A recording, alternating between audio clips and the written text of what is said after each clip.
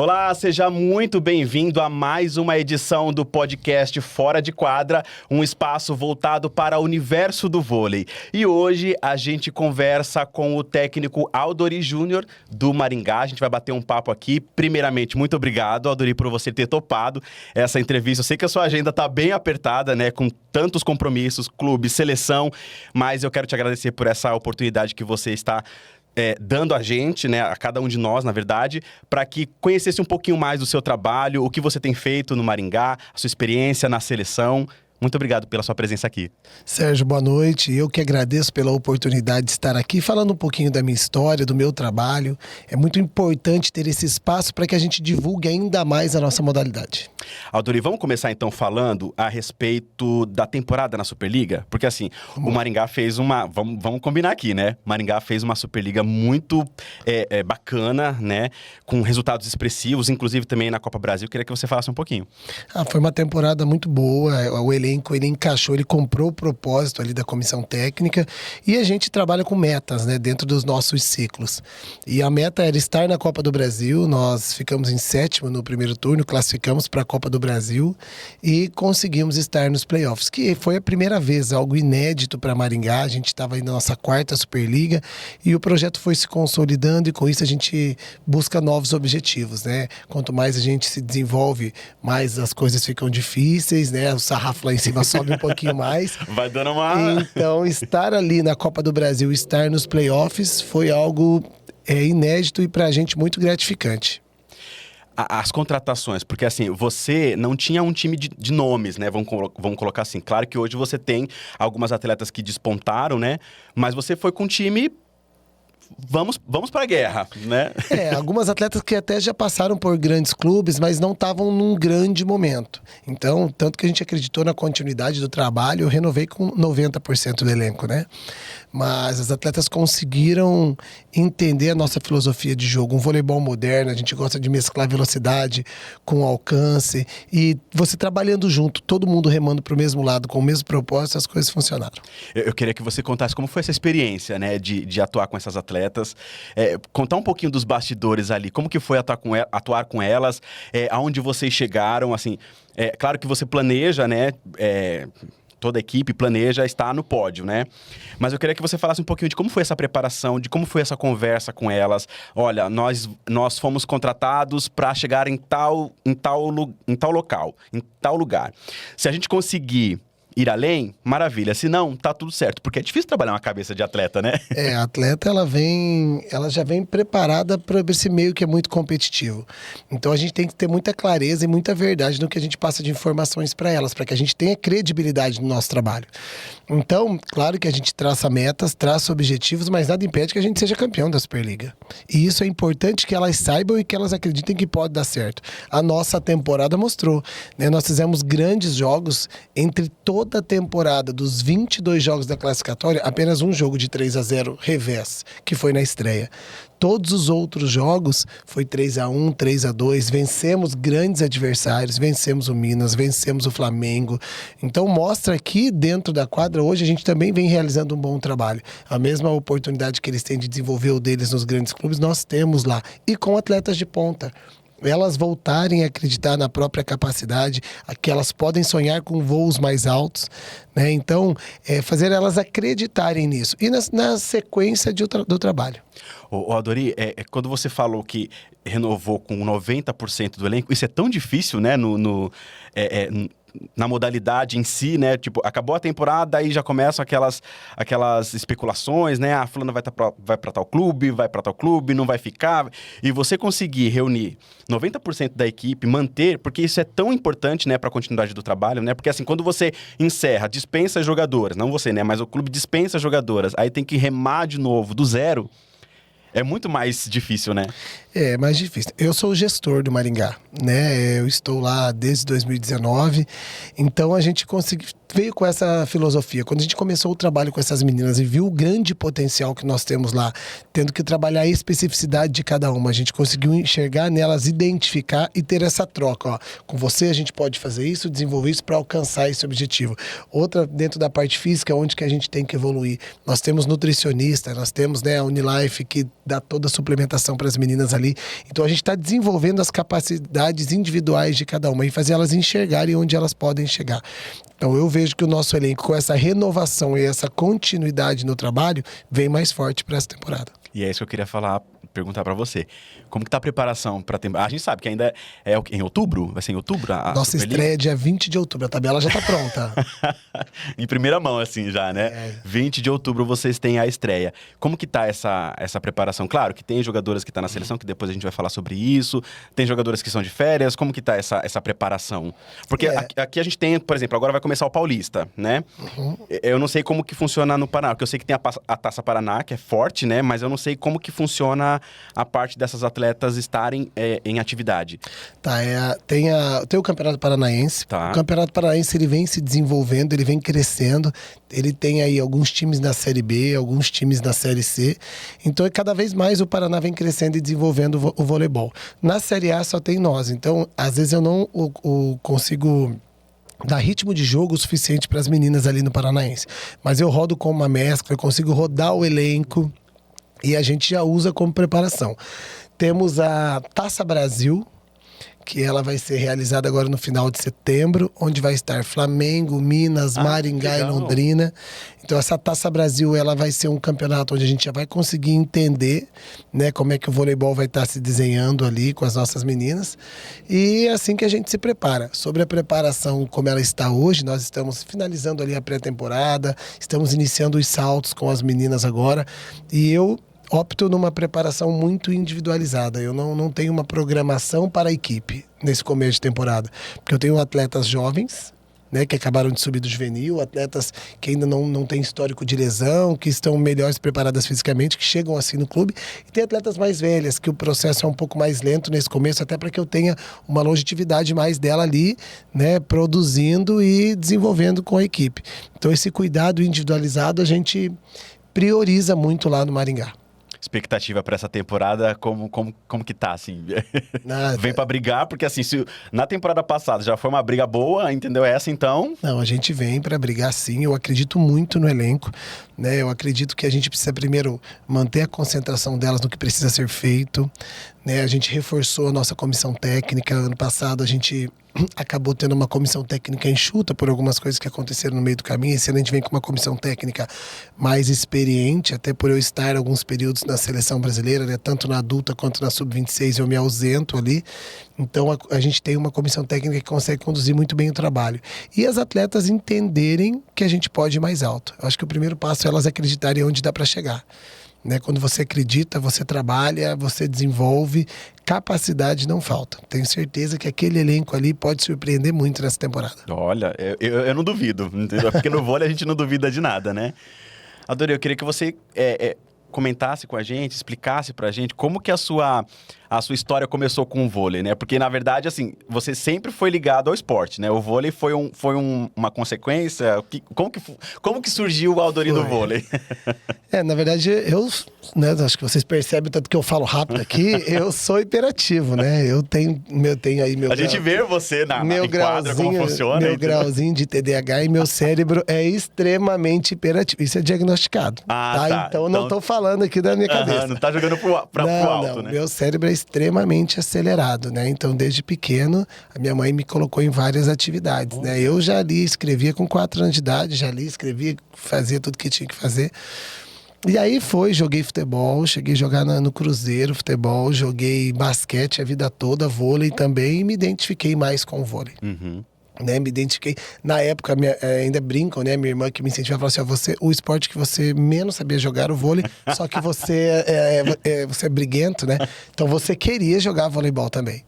E aí gostei, me identifiquei com a modalidade, joguei e sempre olhando pra TV, assistindo, acompanhando, sempre assim, eu quero ser campeão olímpico. É uma coisa que eu tenho na minha vida desde que eu sou... Já veio no sarrafo alto, já, Desde né? Tipo... que eu sou criança, eu assisti, porque a gente só tinha Olimpíada. Antes, você olhar pra TV, qual que é a tua referência dentro do esporte na nossa geração ali? É a Olimpíada. Não tinha esse acesso que a gente tem hoje às outras competições. E eu falei, eu quero ser campeão olímpico. E quando eu vi que eu não era bom o suficiente como atleta para ser campeão olímpico, né? Eu fazia faculdade de farmácia, tudo. Fiz minhas outras faculdades. Eu falei, então eu vou estudar porque eu vou ser campeão olímpico como treinador. Porque aí não depende só das minhas capacidades físicas, depende do meu empenho, da minha dedicação. E claro, né, tem que abrir portas, as coisas têm que acontecer. Eu falei, então eu vou para esse caminho. O que você define, tipo, não ter condições ou não ter capacidade de ser... Como que você entendeu isso? Eu era um jogador, eu era bom, mas eu não era excepcional. E para você ser olímpico, você tem que estar lá no topo, acima, né? Por exemplo, tinha o Serginho, né? Ah, tá. Não, peraí. Então você tá falando da posição já... Eu sou líbero, né? Ah, tá. Então aqui... Tá, então a gente já tem alguém ali, né? Que já faz esse papel muito bem feito. Realmente, aí você então foi você olha ali e fala, ele vai ser o líbero da seleção. Fala sem chance. Então Desculpa. eu vou estudar. Eu vou estudar e eu vou ser campeão olímpico de outra forma. E eu comecei a me dedicar. Muito cedo tive o Dema, que era o dono do projeto de Maringá. E eu jogava no Maringá, né? No vôlei. E na época era Banco Bom Sucesso, a equipe ali, eu falei pra ele, Dema, eu quero ser treinador, mas eu quero ser treinador lá em cima. Aí ele virou bem e falou assim, mas então você começa lá embaixo. Olha. Eu tenho uma escolinha lá num projeto social, Branca da Mota, que a minha esposa toma conta, ela tá precisando de um assistente lá. Você tá fazendo faculdade, você vai lá. Falei, tá bom. E eu fui e comecei, eu treinava cedo à tarde, fazia academia e ia pra escolinha. E dava treino nessa escolinha, todos os dias. Né? Tinha lá uma ajuda de custo só para gasolina, era um trabalho voluntário. E eu comecei ali, fui trabalhando, ele foi acreditando no meu trabalho, já me subiu para trabalhar com ele nas categorias sub-13, sub-15 e abriu portas para mim. Até que eu terminei a faculdade e tudo mais, e eu recebi um convite para criar um projeto na cidade onde minha família morava. Todo mundo sabia do meu amor pelo voleibol, eu jogava. E em nível regional e estadual, eu era um grande jogador, né? Ganhava todas as competições, lá era uma referência ali dentro do meu estado. Então eu montei um projeto em Telêmaco Borba e esse projeto foi criando corpo. Mas não tinha nada, então? Nada. Eles tinham um projeto dentro do Colégio Positivo. Tá. E aí a gente montou esse projeto lá, criou-se uma associação de voleibol de Telêmaco Borba e ali ele foi desenvolvendo. E em 3, 4 anos eu estava vencendo o estado ali, vencendo os campeonatos paranaenses, foi indo e surgiu um convite para eu estar na Superliga B em Londrina. Né? E aí eu fui de assistente na Superliga B, trabalhei com o Rogério, um grande treinador também. Acho que o que abriu muitas portas para mim, que eu trabalhei com grandes pessoas e pessoas que assim gostam de trabalhar. Porque eu gosto de trabalhar, eu estou sempre aberto a aprender. Eu aprendo todos os dias com as minhas atletas dentro de quadra. Né? Então eu trabalhei na B, da B um convite para a Superliga A masculina. Aí foi quando chegou uma hora que eu falei, não quero mais voleibol. Não, como assim? Nesse momento que eu cheguei na A, eu falei que eu não queria mais voleibol. Aconteceram algumas coisas em Londrina, assim, que me decepcionaram muito, né? Porque eu abri mão de um projeto de vida para ir para lá. E naquela incerteza, eu tinha outras formações e eu fui convidado para dar aula, né? Nas universidades. Nossa, mas e aí eu cansei do vôlei, eu tirei um tempo do vôlei ali. Logo após a minha Superliga masculina. Tá. E resolvi as coisas que eu tinha que resolver dentro e fora de quadra. E o Dema, aquele cara que lá atrás eu falei, olha, eu quero ser campeão olímpico, ele estava aposentando e ele tinha resolvido que ele ia encerrar o projeto dele em Maringá. Né? Lá era um projeto na base muito grande, eu vejo como um dos maiores do Brasil, sem dúvida alguma. Tá? O projeto já era, hoje ele continua sendo, mas ele já era. O Dema foi um cara que formou grandes atletas, Rogerinho, Gabriela Cândido, passaram por lá. Esses foram formados lá, mas passaram por lá. Giba, Milenkovic, Mari, todo mundo passou por esse projeto enquanto o Dema estava lá. Eu não sabia. Ele foi um grande formador da modalidade. E ele falou, olha, Dori, eu vou encerrar e eu quero encerrar o meu projeto sempre da forma que eu desenvolvi. Mas se você vier, eu te dou. Porque em você eu confio. Eu estava lá em Caruaru, no Nordeste, já comecei me preparando para dar aula sobre voleibol e tudo mais, mas indo para a área acadêmica. E aí ele falou, mas se você vier, eu te dou o projeto. E aí eu falei, Dema, mas que dia que eu tenho que estar aí? É dia 29. Ele falou, dia 4. Eu larguei tudo, peguei um voo, desci em Londrina, peguei um carro, fui para Maringá e dia 4 de janeiro eu assumi o projeto. E aí a gente foi desenvolvendo, né? Lá não tinha Superliga, tinha jogado há uns anos atrás a B, mas tinha parado, então a gente se reorganizou, se reestruturou e no final do ano tinha a Superliga C. Eu falei, vamos jogar com um time amador, mas vamos jogar. Do jeito que tá aqui, é loucura. Eu falei, não, mas as coisas não precisam ser fáceis, né? Mas a gente precisa viver essa experiência, porque no próximo ano a gente entenda como o sistema funciona e vá mais bem estruturado. Fomos, classificamos com a segunda vaga, porque perdemos a classificatória, classificamos e vencemos a Superliga C. Aí foi para jogar a Superliga B. A Superliga C acabou dia 5 de dezembro. Em janeiro começava a B. Como é que a gente vai fazer sem dinheiro, sem estrutura? Só que naquela época a B ela era por Grand Prix. Tá. Então a gente fez uma reunião com o pessoal da Secretaria de Esportes e vocês ajudam com transporte e alimentação. A gente colocou todas as meninas para morar num apartamento só. O time inteiro num apartamento só. Uma república. Uma república. Vamos jogar a Superliga B. Eu acho que é uma oportunidade. Enfim, então vamos. Jogamos a Superliga B, vencemos, somos campeões do primeiro Grand Prix. Assim, vou falar pra você que inacreditável, porque se você olhar o nosso elenco, e assim, nós jogamos com o mesmo time da C, pegamos a Camila Leite, que vi ela jogando lá no Nordeste, jogando areia, vi ela, falei, vem jogar aqui, e pegamos a Aline, de Chapecó. E com o time amador e essas duas meninas. Vencemos a Superliga com nomes que hoje jogam comigo. Por exemplo, o Blumenau estava com Carol Tormena, Vivi Brown, Fran Tomazoni, Mari Casas. Então era um time de Superliga jogando que foi montado para subir. E a gente acabou vencendo elas ali na semifinal.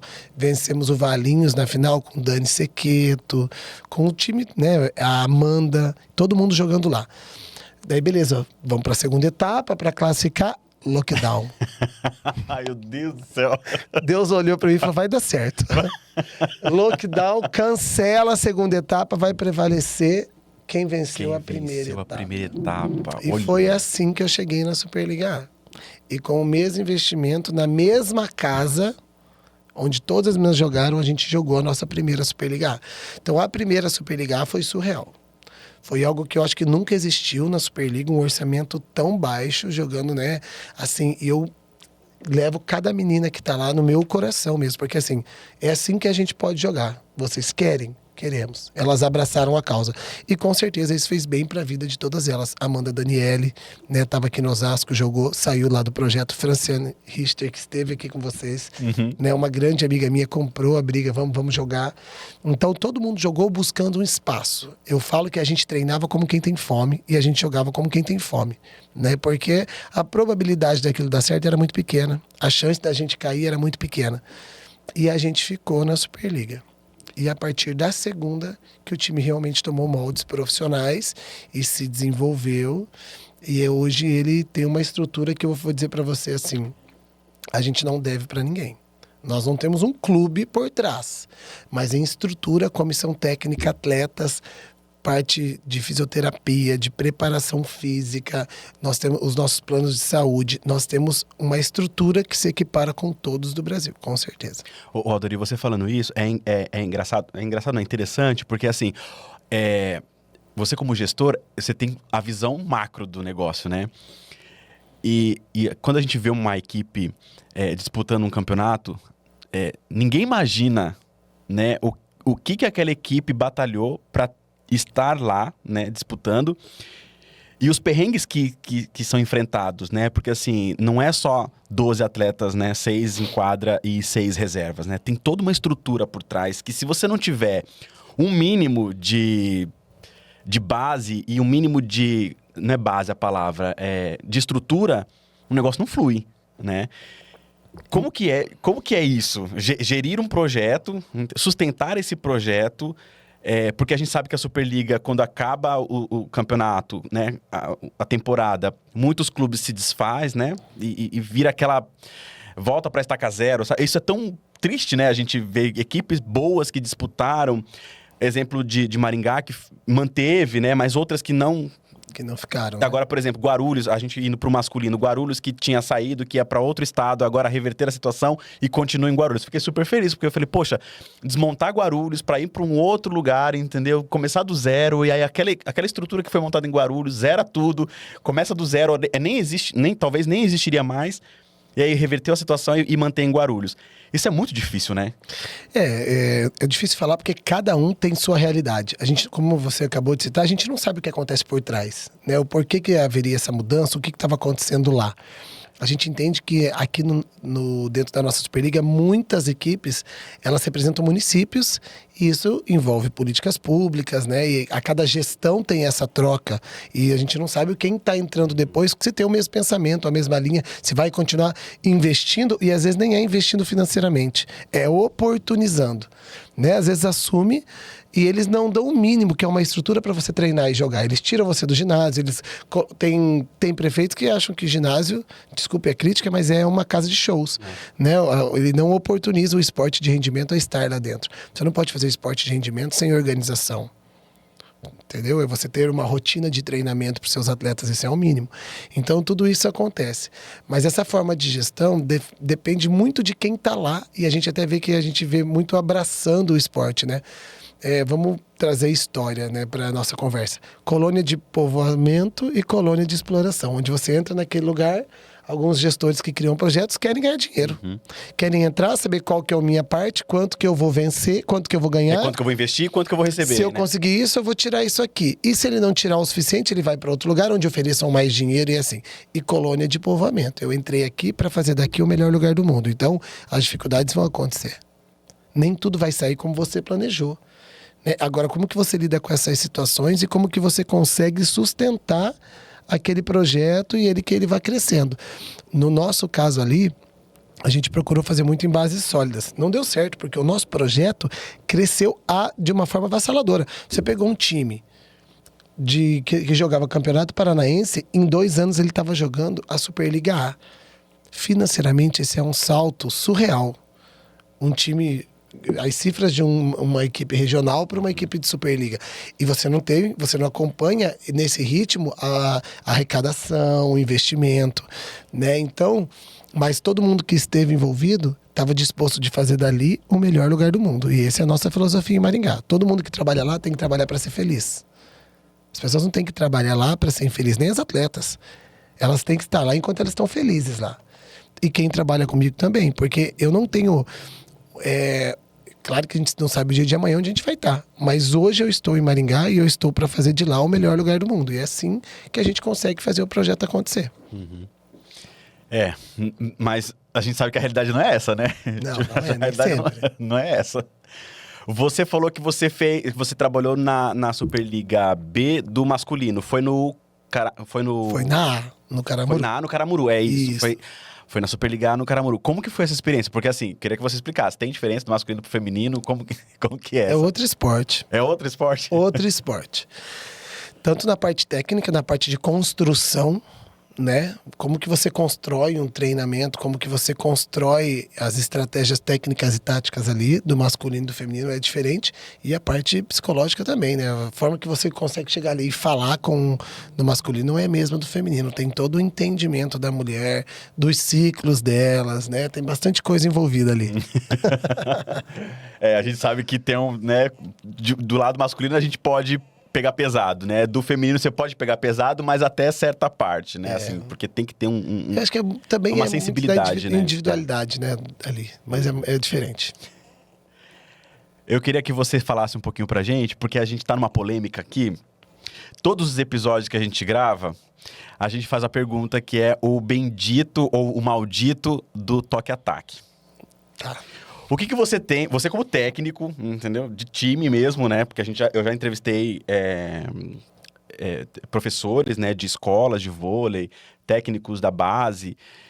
E existe uma preocupação com essa, não é uma modalidade, mas com essa parte técnica que está sendo implantada no voleibol brasileiro. No voleibol mundial, na verdade, né? O que você acha a respeito disso?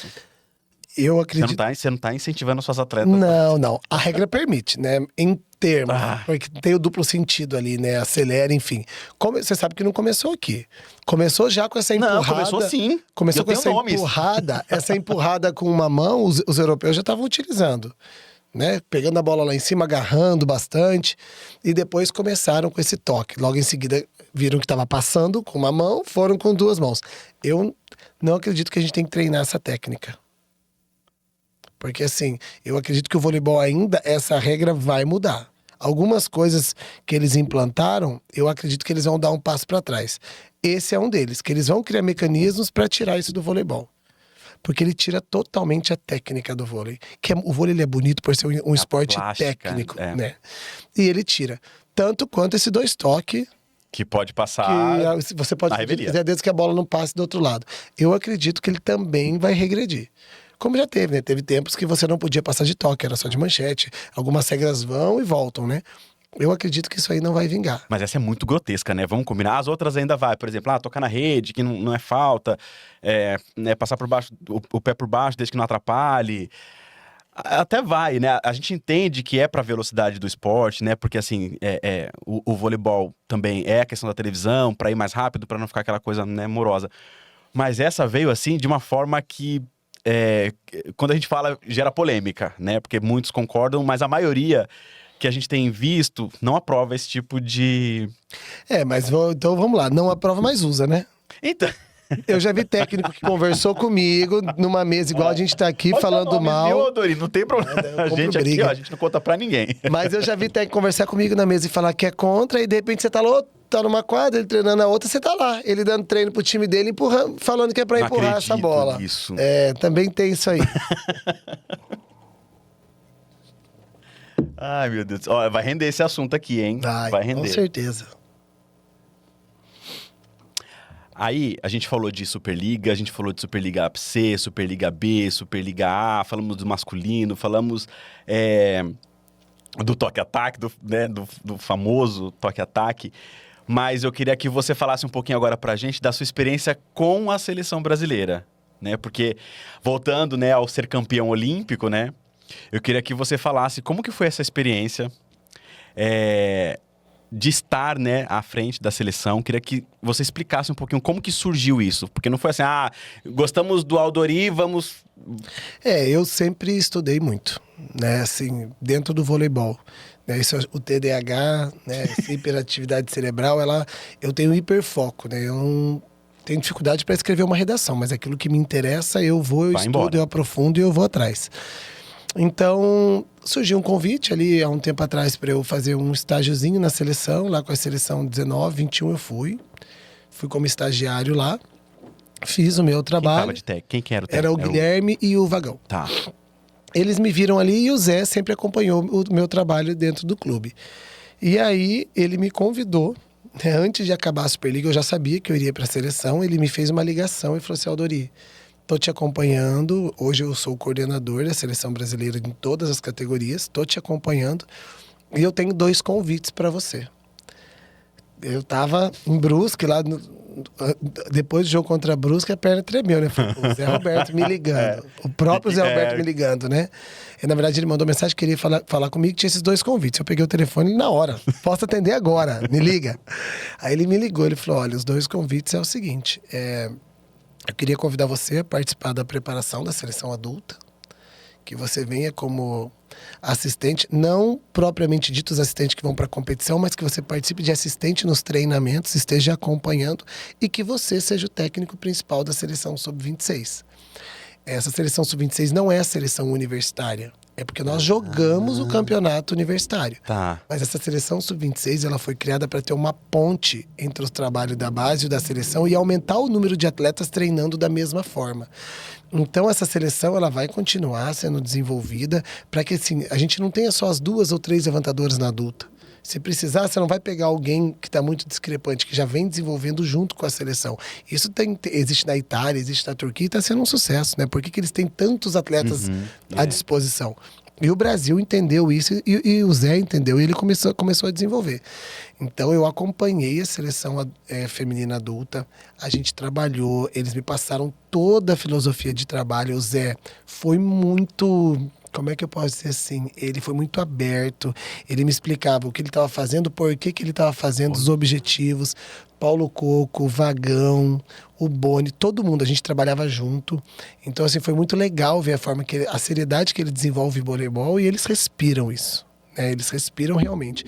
E aí eu trouxe todo esse trabalho para a Sub-26. Me deram a liberdade de eu trazer os meninos da minha comissão, que são pessoas da minha confiança, para que a gente desenvolva aquilo que está sendo trabalhado no adulto, venha para 26 e cada vez mais gradativamente venha descendo.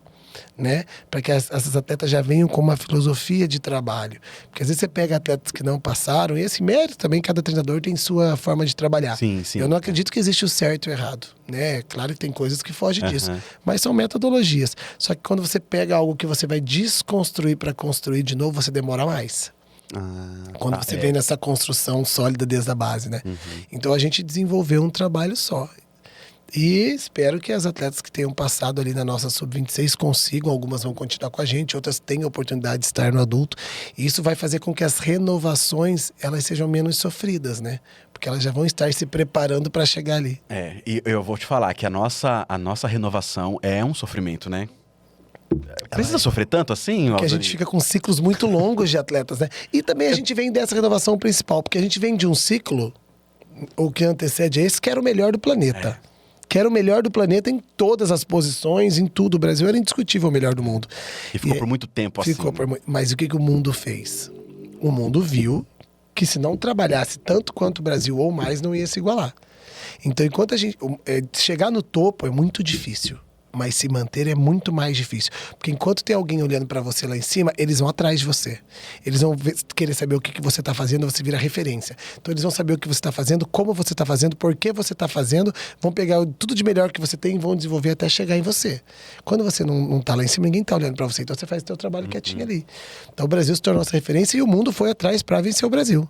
Né? E hoje está difícil. Hoje tá difícil. A gente tá sofrendo aí. Acho que. E assim, eu acredito que a gente ainda vai levar um tempo ainda, né? A gente vai levar um tempo. A gente vai ter que ter muita paciência, né? Tem que ter muita paciência. E assim, a gente tá no caminho, mas que caminho é esse? Não dá pra ainda falar assim, olha. Mas eu vou dizer uma coisa pra você, até quem me conhece sabe que eu não sou de ficar puxando saco, né? Vamos dizer assim. Mas só você estando lá dentro pra você saber o quanto eles trabalham. O quanto eles trabalham, se preocupam, estudam, respiram para que o Brasil esteja no topo. E você pode ver que mesmo se a gente não estiver em primeiro, é muito difícil você ver o Brasil não estar entre os primeiros. Porque ali a peteca não cai. Entende? É o que a gente precisa, faz o que tem que ser feito, o que precisa ser feito, da forma que tem que ser feito, faz o possível e o impossível assim. Eles não fazem até aqui tá bom. Vai até o limite para conseguir. Além. E aí eu queria que você falasse, o campeonato que você disputou com a seleção foi o... Universidade 26. Universidade 26. Que foi o ano passado? Não, esse foi ano esse ano agora. Mês passado. Mês passado, É que assim, tem tanto campeonato, agora tá tendo o Pan-Americano Júnior, tá tendo o Mundial Sub-21, acabou a VNL, teve... Então assim, dá uma confusãozinha. Mas é que eu também troco ano igual você, porque acabou a Superliga, vai começar a próxima, parece que virou o ano, mas é no meio, né? É bem isso. E aí, eu queria que você falasse como que foi essa experiência de comandar essas meninas, porque assim... Um vídeo, eu já te sigo nas redes sociais, muita gente segue, mas um vídeo que chamou a atenção foi aquele você batendo aqui, falando assim, olha, pra vestir essa camisa tem que ter culhão. Cara, isso, e assim, as meninas estavam perdendo, né? E assim, a importância do pódio, né? Porque assim, a gente valoriza muito, a gente tem uma filosofia de valorizar só o ouro, né? Isso já vem de um tempo. Agora acho que depois de Tóquio a gente começou a valorizar melhor, né? A prata, o bronze. Mas a gente vinha de uma sequência que, se não for o ouro, não ganhou, né? Não vale a pena. Sim. E aí naquele vídeo mostra exatamente... É que eu não tenho ele aí, eu vou te mostrar um outro vídeo que não tem nada a ver com esse. Mas assim, a importância do pódio, né? Que independentemente de estar ganhando ou perdendo, tem que subir ao pódio. Porque não deixa de ser uma medalha. Em cada jogo... Né? Você estar na seleção brasileira é uma responsabilidade.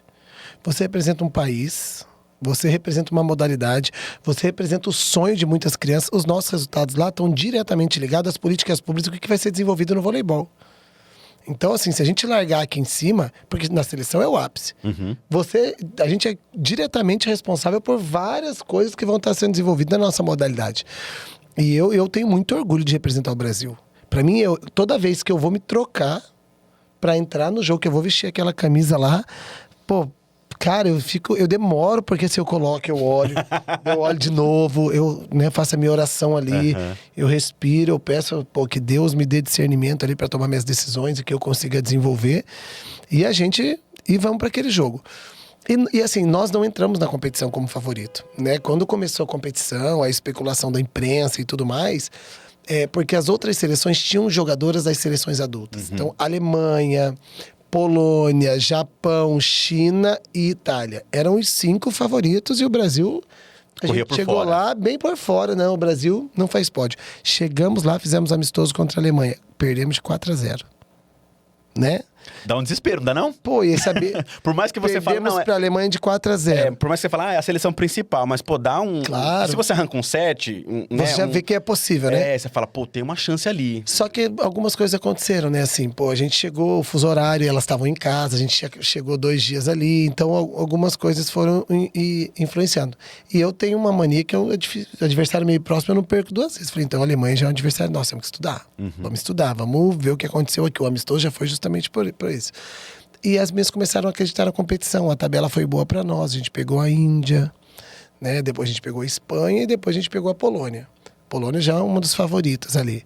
Conseguimos vencer a Polônia. Depois a gente cruzou ali nas quartas de final. A gente venceu as quartas de final. Deixa eu só. E daí na semi que nós pegamos o Japão, que foi onde complicou, vencendo de 2-1, tomamos a virada, e aí logo em seguida, né, numa competição rápida dessa, pô, perdemos. Poderíamos estar na final, né? Poderíamos, mas não estamos na final. E agora? Né? É muito mais... Claro que a gente gostaria... É difícil jogar contra o Japão hoje. Só que assim, a situação aconteceu. Como você lida com ela é muito mais importante. Porque ela já aconteceu, você não vai mudar. Nada que você faça no mundo vai mudar o resultado de um jogo. Né? O jogo já aconteceu, as 2 equipes dentro do regulamento, não existe o que você faça. Agora, como que você lida com essa situação para no outro dia ter que disputar o pódio? Então a gente tentou lidar com essa situação e mostrar a importância para elas. Né? E ali estava acontecendo de novo, 2-1 para nós. No quarto set o jogo indo de novo e o time, né, se entregando ali. Falei, pô, tem que ter mesmo. Tem que ter. Eu fui criticado por alguns por ter usado a palavra culhão. Mas eu não vejo... Talvez não terem entendido o sentido ali. Né? Você tem que dizer, tem que ter garra. Eu falei, tem que ter o... Não vou terminar aqui, mas tem que ter o que tem que ter, né? Tem que ter o que tem que ter para vencer aquele jogo. Então, pô, é uma bola que você acha que não dá e dá, é aquela bola que você vai aliviar, que falta coragem, né? Que falta coragem. Ninguém vence grandes jogos jogando a responsabilidade pro outro lado. Né? Aqui num nível mais baixo, uma Liga B, até que hoje tá excelente a Liga B, né? Não entenda mal, mas um jogo ali, jogo embaixo da tabela, às vezes você joga a bola pra lá e... Joga a responsabilidade pra lá, ali, mas agora lá em cima, onde você tá querendo um título internacional a nível mundial, você tem que tem que assumir a responsabilidade, você tem que assumir o risco em determinadas situações, e naquele momento tava faltando. Tava faltando quem assumisse o risco. Tava todo mundo no modo de segurança. E a equipe... E a Alemanha foi crescendo. Falei, não, a gente tem que mudar isso aqui de uma forma ou de outra. Estudamos, já passou toda a parte técnica, já passou toda a parte tática. Então agora é ir pra cima. E o grupo tava muito bom. O grupo tava muito bom. Então isso conta. Porque se você fala daquela forma para um grupo que não tá bom, elas não levam pro lado positivo. Então você tem que saber o grupo que você tá lidando. O grupo estava fechado ali, elas estavam comigo, elas estavam com a comissão, fechadas, então a gente tinha liberdade para falar daquela forma naquele momento. Então, e respondeu, né? Pô, a gente estava na metade do set, depois daquilo a gente atropelou, virou e venceu. Maravilhosamente bem, né? Graças a Deus. E aí, como que é virar essa chavinha assim tão rápido, né? E assim, e aí eu queria que... Porque a gente não tem, né, o pós-jogo, né? A gente só tem ali a comemoração, né? Pódio e tal... Mas como que fica a cabeça delas, né? Porque, assim, é um título pra vida, né? Fica na história, né? E entra, né, pra história do vôlei, né? Sim. Não, foi muito legal, né? Ali, naquele momento, elas primeiro acreditaram, porque elas sabiam que se elas errassem, eu estava com elas também. Então, elas poderiam arriscar um pouquinho Pra dar a mais. liberdade, Sim. né? A margem de... Vencemos e o grupo comemorou junto, ficou junto, a gente ficou ali na quadra, foi pra premiação, ficamos depois, todo mundo junto, fomos jantar. Então, o grupo fez questão de viver aquele momento junto. Então, mostra que o trabalho foi bem feito, porque não é só o resultado, é o que você leva pra vida, né? O voleibol, você também constrói amizades, você constrói muitas coisas. Então, estar na seleção, estar aqui nesse podcast falando com você é uma responsabilidade. Eu tenho consciência de que o que eu vou falar aqui vai refletir. Né? Eu sou o técnico mais jovem da Superliga. Quantos técnicos jovens estão vindo atrás aí querendo um espaço? Então, dependendo do que eu falar, eu posso influenciar positivamente a outros que vão conseguir. Né? O jornalista, a forma que você traz o teu podcast aqui também influencia. Se você leva isso para o lado do bem, se você leva isso para o lado do mal... Né? A fala é importante. Então, mostrou que não só o voleibol, mas que a gente ali cresceu como pessoa. Como que é? Tem que ter culhão. Tem que ter culhão. Ali elas tiveram culhão para vencer o jogo. Culhão. Foi sensacional, foi sensacional. Agora, a gente tá num campeonato que é o Mundial Sub-21. Uhum. E a gente tá com uma outra polêmica, porque assim, a equipe... Como que eu vou abordar isso, Aldori? Me ajuda. Uma equipe foi desclassificada, né? Uhum. Mas na internet, a questão da desclassificação é por questões de gênero, né? Tá. Um atleta que precisou ir para fazer o exame de gênero. E por causa disso, a equipe foi desclassificada. É a equipe do Vietnã. E aí a gente separou um vídeo para mostrar, né, a imagem. Ô, Eric, a gente consegue mostrar esse vídeo? É bem curtinho, só para mostrar. Tá até sem áudio e tudo mais, né? Essa seria a atleta, inclusive, do Portal Vôlei, que publicou, que foi afastado, né, do Mundial Feminino Sub-21 para exames de gênero. E aí muita gente, né, muita gente comentou, né, que era transfobia e aquela coisa toda, só que assim, não dá pra gente afirmar, não dá pra gente cravar nada, né? No jogo, eu assisti o segundo set, eu assisti o aquecimento, assisti o primeiro set, o segundo set, e vi que realmente você percebe que é uma força, é uma habilidade fora, né, do normal. Uhum. Mas isso não cabe dizer que é uma jogadora trans, é um jogador trans, enfim. E a equipe foi desclassificada. O que entra de responsabilidade nesse caso? De ter uma atleta, no caso foram dois atletas, não foram só um, foram dois atletas que estavam numa competição, né, um mundial da categoria, e ser desclassificado por questões de gênero, que foi o que foi jogado, né? Mas não foi essa resposta que foi dada, que foi eliminada, foi desclassificada porque tinha atletas que não eram mulheres ou que, enfim. Esse é um assunto bem delicado porque a gente não sabe de fato ainda o que aconteceu. Né? A primeira coisa é o regulamento da competição. O que o regulamento permite, o que o regulamento enquadra e o que o regulamento não permite. Com certeza, se houve uma desclassificação, é algo que o regulamento não permite, né? Como isso foi identificado? Com certeza não foi só pela força ou algo que eles desenvolveram dentro de quadra. O desenvolvimento dentro de quadra. Isso não interfere, né? A parte qual é a escolha do atleta, enfim, isso não interfere. Alguma coisa não estava conforme o regulamento. Entende? Porque existe um regulamento até para jogadora trans, ou se é trans ou não, eu não sei. Então eu não posso a gente também entrar nesse mérito aqui, não saiu nada. Eu acompanhei, né? Pô, tem o Vagão, o Léo da minha comissão estão lá, estão jogando, inclusive jogam daqui a pouco. Uhum. Daqui a pouco a gente vai assistir. Eles, enfim, eu acompanhei a eliminação, né? O time vinha vindo muito bem, tinha classificado em primeiro na chave. Mas alguma coisa não se enquadrou, porque a competição não vai simplesmente porque um atleta é forte ir lá e pedir os exames cromossômicos. Não vai. Então, o que acontece? Alguma coisa não estava conforme o regulamento, né? Pelo que eu li nas matérias extraoficiais, foi pedido certidão de nascimento, foi pedido os exames, porque existe o exame, né? Tem que ter um controle hormonal para você fazer essa inclusão. Então, alguma coisa não estava dentro do regulamento. E se não está dentro do regulamento, aí a punição é a perda da partida, dos pontos e do resultado. Tá. E muita gente foi para as redes sociais criticar, né? Porque tanto a quem apoia, tanto que também das pessoas que não apoiam, né? E aí a gente entra numa discussão que não cabe a nós, né? Tipo, bater o martelo para falar tá certo, tá errado, né? Porque assim, é como você falou, alguma coisa faltou, né? Qual que é o primeiro critério que se utiliza no campeonato? É o documento tipo RG? Não. A certidão de nascimento? Qual que é o primeiro documento que... Se for trans, ela tem que ter o controle hormonal e Não. Eu digo na competição. Tipo, o RG. É o RG.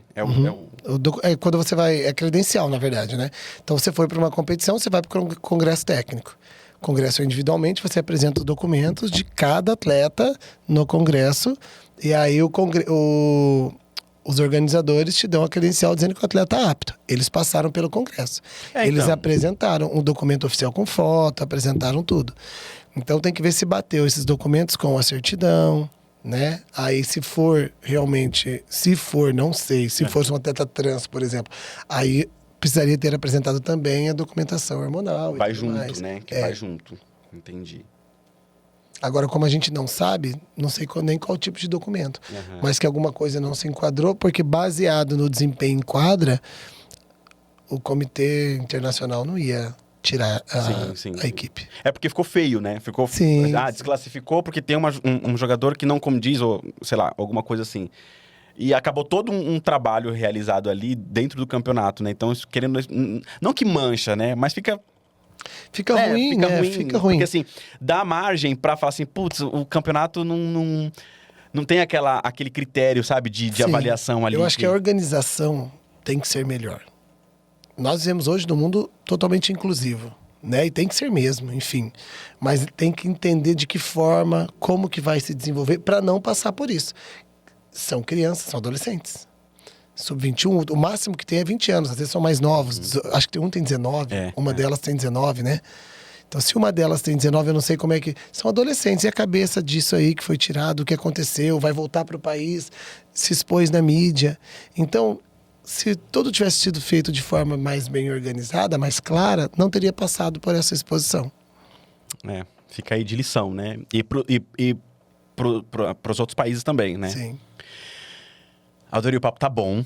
A gente tá quase acabando, a gente tem mais um tempinho ainda. Eu queria que você falasse dos seus projetos fora, né, o Maringá. O que você... Porque assim, eu sei que você é muito estudioso, né, como você já declarou aqui, porque você também tem os cursos da CBV, né? Você realizou os cursos da CBV. Eu queria que você falasse um pouquinho de como foi essa experiência. Eu fiz todos. Todos os cursos? Já sou nível como 4. Que é esse curso? Explica pra gente, porque a gente não sabe, entendeu? Tipo... Tem nível 1, 2, 3 e 4. Então, o nível 1 você é apto para trabalhar com voleibol. O nível 2 você se capacita a trabalhar até o sub-19, né, dentro do nosso país, aí nas competições, e ficar como técnico. O nível 3 você se torna treinador profissional. Então, pode atuar na Superliga, na seleção e tudo mais. E o CBV nível 4, você já gera conteúdo, você já faz estudos dentro da modalidade.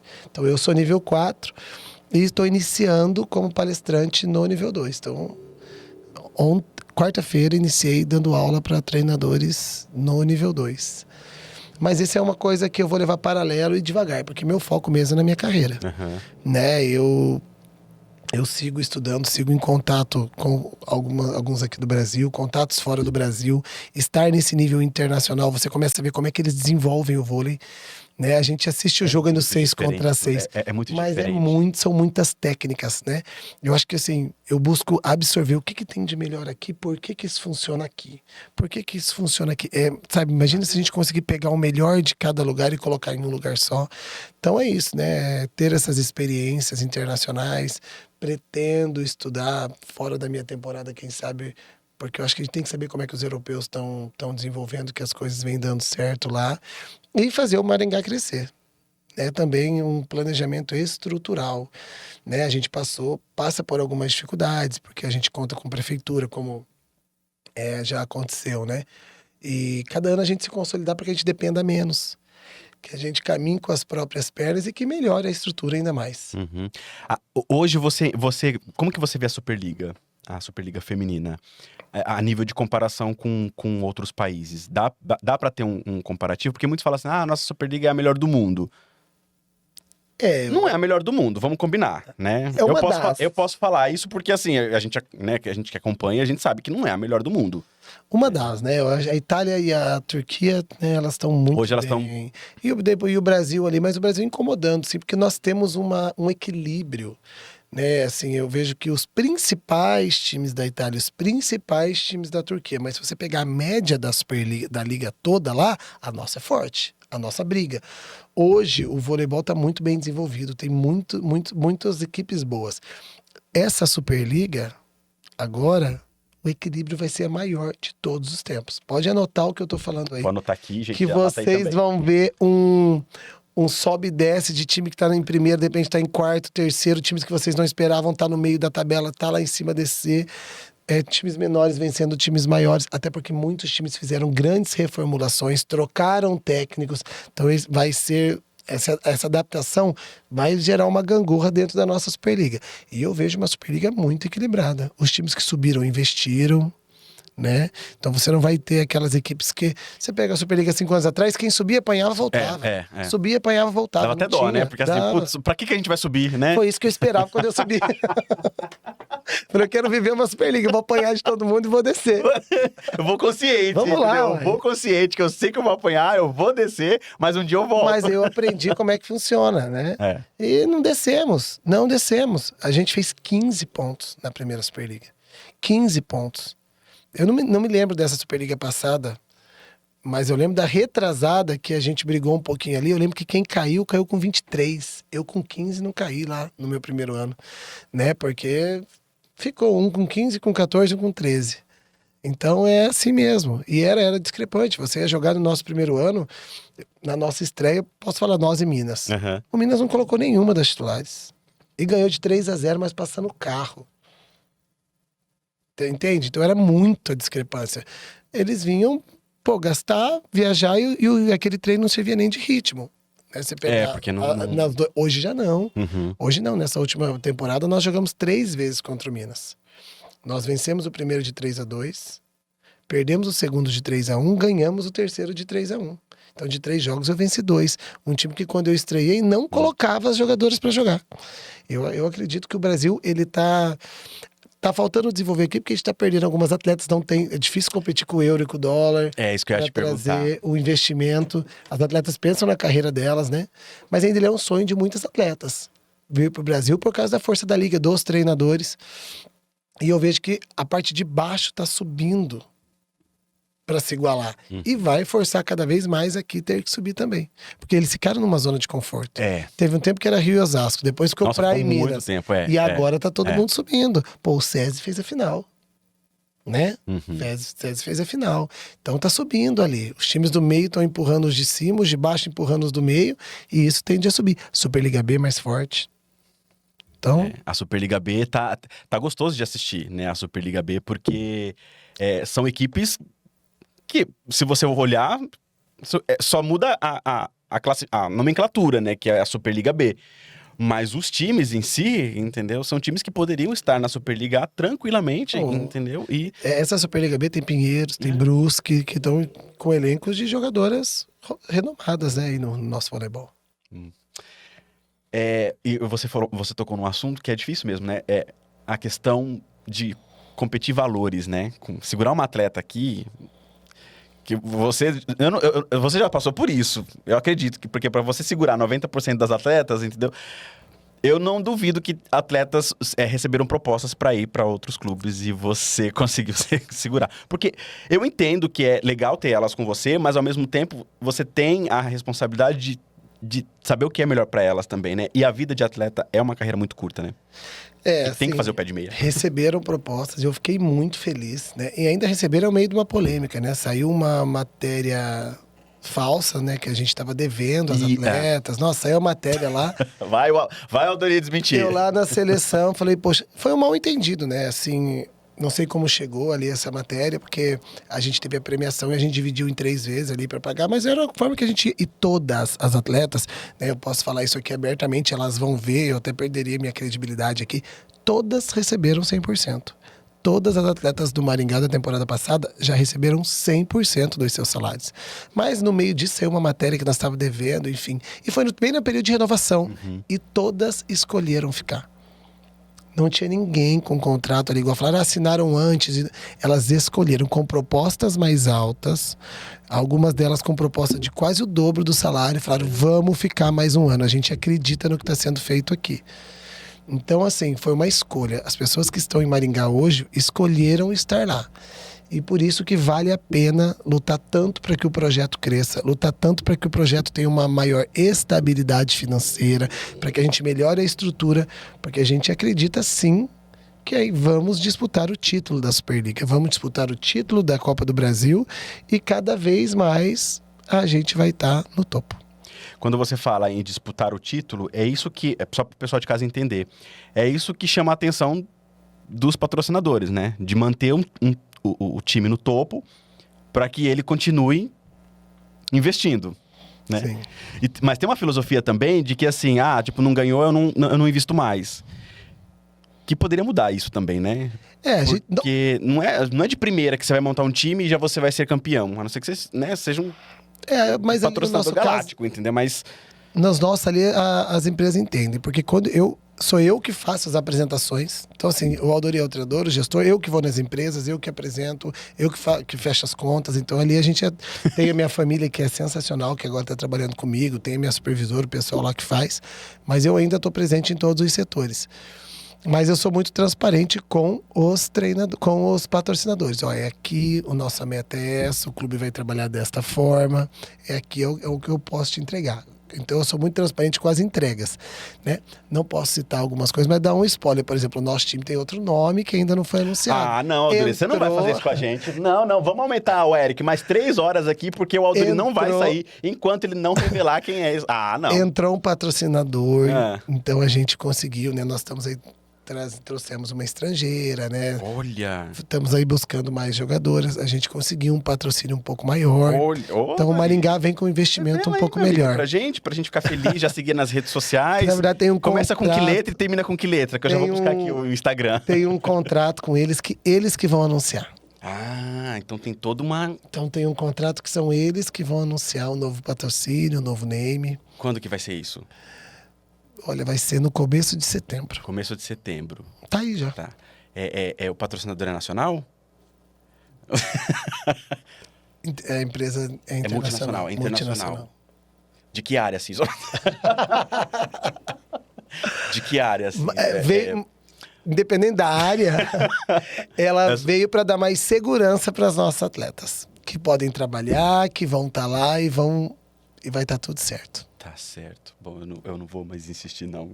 Depois a gente descobre tudo isso. Aldoni, como que as pessoas te acham nas redes sociais? Você é ativo ali nas redes sociais? Porque, gente, eu conversei com ele através do Instagram. Você me respondeu através do Instagram. Depois que a gente trocou contato. Você procura? Procuro responder, sim. Pô, eu tenho muito carinho por todo mundo que acompanha meu trabalho, né? Assim... Tem sido muito bem recebido. Claro que a gente sabe que tem alguns que não gostam muito, mas tá tudo certo, né? Tá tudo bem. Tá tudo bem. Eu tenho minha forma de trabalhar ali, eu tenho aquilo que eu acredito, minhas convicções. Mas eu sou, sim, adoro conversar, responder cada um que vem ali com carinho, conversar comigo. Não sou muito de responder comentário em fotos, porque não dá tempo. Se desse, sua vida realmente não... Não dá. Mas se desse, com certeza eu responderia. Mas as pessoas que vêm até mim, que me mandam uma mensagem, que vêm falar comigo, eu respondo todo mundo e serão muito bem-vindos lá e conhecer um pouquinho do meu trabalho. Maravilha. Então manda um abraço pro pessoal de Maringá, né? Fala que... Dá sua mensagem aí. Eu quero mandar um abraço. Primeiro agradecer vocês. Obrigado Pela oportunidade. Eu que agradeço, imagina, foi um prazer. Eu acho que quanto mais a gente mostrar a nossa modalidade, mostrar a seriedade no nosso trabalho, isso nos traz credibilidade. E é com programas sérios, com programas imparciais, onde abrem as portas e levam o voleibol a sério, como vocês aqui, que faz com que tudo isso aconteça. Agradecer a todo mundo que acredita no nosso trabalho. Um grande abraço ao pessoal da Seleção Brasileira, da CBV, que eu sou eternamente grato por estar vivendo isso, né? Eles terem me oportunizado isso. E para as minhas atletas e para a torcida de Maringá, que esse ano a gente vai voar mais alto. Olha, gente, Maringá promete. Vamos aguardar, porque Maringá vem para brigar bonito. Se Deus quiser. Tá certo. Olha, a gente vai ter que fazer um merchan aqui, né, produção? É isso mesmo? Tá, então, já que você tem patrocinador, a gente também tem apoiador. Eu vou entregar para você, e aí depois você experimenta, se você quiser experimentar agora, porque se a gente experimentar agora, vai fazer um crack aqui, o pessoal vai achar meio que um ruído. Mas eu vou experimentar porque é muito gostoso. É um biscoito de... Isso é pra galera fitness, entendeu? É um biscoito de polvilho com batata doce, né? Então, assim, ele tem vários sabores. Então, esse é um parceiro nosso. Então, quem quiser saber como que funciona este salgado, pode entrar nas redes sociais. A gente tem lá no Instagram também. Pedir também pro pessoal de casa se inscrever no canal, acionar o sininho, né, de notificação para receber todos os nossos conteúdos, todos os nossos vídeos que a gente está produzindo com o maior prazer hoje aqui com o Aldori Júnior.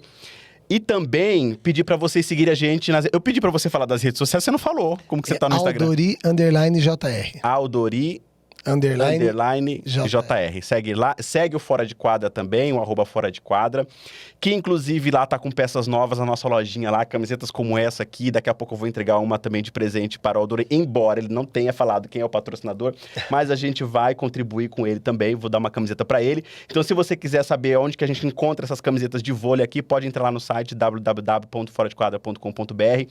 Tem muitos produtos lá voltados pro vôlei, camisetas, calça leg, moletom, short, top, uma infinidade de coisas. Então, esse é o nosso recado. Espero que vocês tenham gostado e a gente se vê então numa próxima edição. Tchau, tchau.